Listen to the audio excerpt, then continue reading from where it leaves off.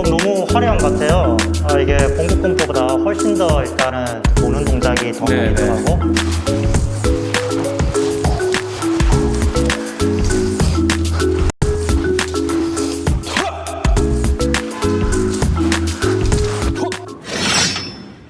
조선 지금 무예도 보통 이제 이런 건법들을 보니까 긴 투로로 보통 다 이어져 있거든요. 네네. 혹시 조선에도 이런 짤막짤막한 이런 훈련 방식이 있을까요? 카타 같은?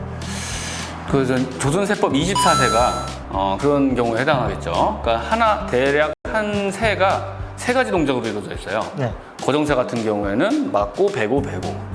점검세는 찍고, 베고, 베고. 네. 세 동작으로 딱딱딱 끊어져 있습니다. 네. 그런 것들이 총 24가지가 있는데 이런 것들이 이제 고대부터 내려갔죠. 어떻게 보면 기본기라고 할 수 있을까요, 이게? 기본기라기보다는 초식이, 초법이 24가지가 딱 정리되어 있는데 네. 그걸 다 쓰는 건법이 없어요, 사실은. 아, 다 쓰지 못하고 네. 본국검은 7가지를 쓰고 있고요. 네. 예도가 제 기억으로 11가지인가 12가지인가를 써요. 24개. 나머지 24가지 중에 나머지 12가지는 안 쓰는 거죠. 그럼 이 나머지 초식들 어디다 쓰죠? 안 썼던 거죠. 무예도 통지에 보면 앞장에는 24세가 딱딱딱 나열되어 있고요. 네. 그런데 이걸 연결하는 연결형에는 네. 예도가 또 있어요. 연결형으로. 그런 식으로 이게. 그런 식으로 책을 편집을 한 거죠. 그래서 이제 당시 자료를 읽어보면은 예도는 민간에서 갖고 왔고 네. 너무 건법이 좋아서 네. 군용이 들어온 건데 조선세법은 사실은 이제 모원이가 쓴 무비지에서 갖고 와요. 그걸 이걸 대조해보니까 몇 가지가 들어가 있는 거예요, 네. 예도에. 그래서 이제 예도를 조선세법을 다 익히게 합니다. 네. 근데 일반 군사들이 못 익혀요. 그래서 한 7, 8명 정도가 왕명으로 이걸 훈련을 시켜도 네. 7, 8명 정도가 조선세법을 다 알고 나머지는 예도만 그냥 예도만. 연결형인 한 11가지 정도 쓴 아까 보여드린 네. 그거를 전체 군사들에게 시켰던 거죠. 그럼 이게 이 조선세법이라는 약간 초식이긴 하지만 네네. 좀 고급 레벨의 어떤. 그래서 좀 어렵죠. 네. 쓰기도 어렵고 네. 익히기도 어렵고. 네. 거동사 같은 경우에 저희가 해석하는 같은 경우에는 네. 상대방이 들어오면 바로 들어가서 그걸 베죠. 네. 상대방이 어쨌든 이걸 막아내면 바로 목 들어가죠. 네. 그리고 다시 들어오게 되면 만약에 굴라으로 들어가죠. 이런 식으로 막고 거정세가 이렇게 복잡한 동작이잖아요. 그리고 저희 대한검도의 이 거정세를 보면 이 거정세라고 하면 그냥 칼을 들어서 상단으로 해서 앞으로 벤다. 그 다음에 납도한다. 막 이 정도가 거정세거든요.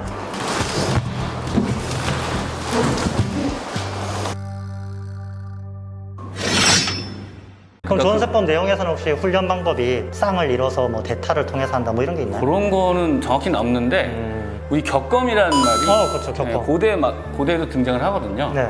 그리고 뭐 세조 때 기록들을 보면요, 목검 잡고 그냥 군사들끼리 싸우게 해요. 네. 방패군, 창군, 창수 해가지고 네. 그럴 때 보면 그냥 몇 명 죽기도 하거든요. 죽는다고요? 많이 죽었어요. 너무 훈련하다 위험하다. 그냥 목검으로 그냥 싸우는 거죠. 이걸 진짜로 싸우면 어떡해요? 이게 서로 스파링을 안전하게 해야지. 그러니까 택견 같은 것도 그냥 사람이 맞아서 막 돌아가도 네. 그냥 어쩔 수 없는 거고 네. 씨름하다가 허리 부러져 죽어도 어쩔 수 없는 거고 뭐 이런 식의 놀이와 무예가 사실은 오늘날처럼 생각하면 안 됩니다. 정조대왕 시대 때도 목검으로 하다가 막 죽고 그랬을까요? 그런 기록은 잘 안 나오는데 기마전 했던 얘기는 많이 나와요. 병사들이 이렇게 원진이라고 그래가지고 네. 원으로 쌓여. 그러면 이제 군용 대장들이 들어가서 네. 들쳐갖고 나옵니다. 상대 장수를. 네. 무기 빼앗아가지고 네. 들쳐갖고 나와서 왕 앞에 집어 던져요, 이렇게. 네. 내가 이제 이겼다라는. 네. 그럼 이제 거네요. 이 사람은 상 받고 이 사람은 벌 받고. 아니 너무 힘든 군 생활을 했겠네요. 이 조선시대 군 생활. 제가 1대1이 아니라 그냥 몇십 명, 몇백 명이 그냥 붙어서 네. 5군영에 네. 무예배감 따로 있고 막 군영들이 많았거든요. 네. 서로 자존심 싸움을 하는 거고요. 왕이 마음에 안 드는 정파, 네. 최종으로 망신을 주는 그런 정치적 이벤트이기도 했습니다. 제가 박사님한테 이제 듣다 보니까 이게 딱 차이가 이제 이해가 되는 것 같아요. 이게 저희도 군대 훈련은 단체 훈련을 하잖아요. 다대다의 전투란 말이에요. 전투 체육이죠. 네. 근데 우리가 쉽게 우리가 접할 수 있는 이런 무술들은 1대1로 이제 싸웠을 때 이기는 방법을 주로 수련을 하거든요. 그러면 이 무예도 보통지는 그쪽이냐 이쪽이냐 했을 때 결국 군대죠. 그러다 보니까 네. 이런 건법의 특징이나 어떤 동작의 특징들이 전장 상황을 가정하고 만들어진 것 같습니다. 네. 제가 똑바로 이해했을까요? 아, 네, 맞습니다. 그래서 효율적인 방식이 긴 어떤 투로라고 하죠. 건법, 연결형으로 익혀야지 사실은 어떤 동작도 편식을 안 하고 골고루 익힐 수가 있는 거죠. 우리는 무예도통지라는 자연스러운 또 유산을 갖고 있잖아요. 그 안에 보면은 우리 민족이 어떻게 우리 문화를 그 역사를 지키기 위해서 싸워왔는지, 한마디로 우리 민족의 싸움의 기억, 이런 것들이 이 무예에 다 내재되어 있는 거죠. 그렇기 때문에 우리가 머리로만 그것을 기억한다고 해서 그것이 온전히 기억되는 것이 아니라 몸으로 기억할 때, 그렇기 때문에 우리 무예를 익히면 자신의 삶이 훨씬 더 풍부해지고 뿌리가 굳건해지는 그런 효과를 갖고 있다고 볼 수가 있겠죠. 이 무예라는 것은 오늘날에는 하나의 문화 아이템 그리고 체육 아이템으로 발전시켜 나가야 된다고 생각을 합니다.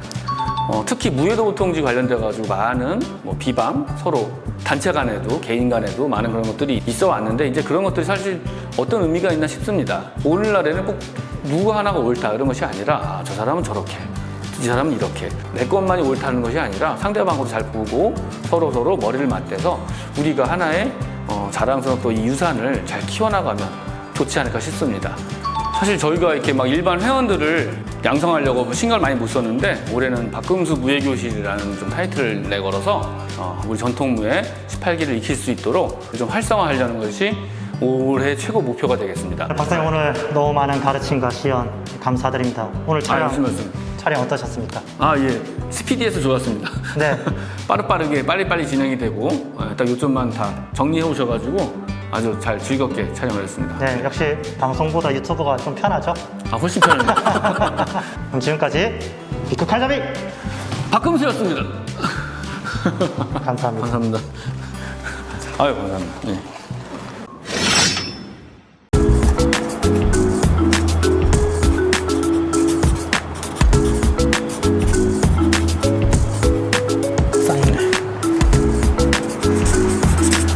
감사합니다, 박사님. 아유, 감사합니다.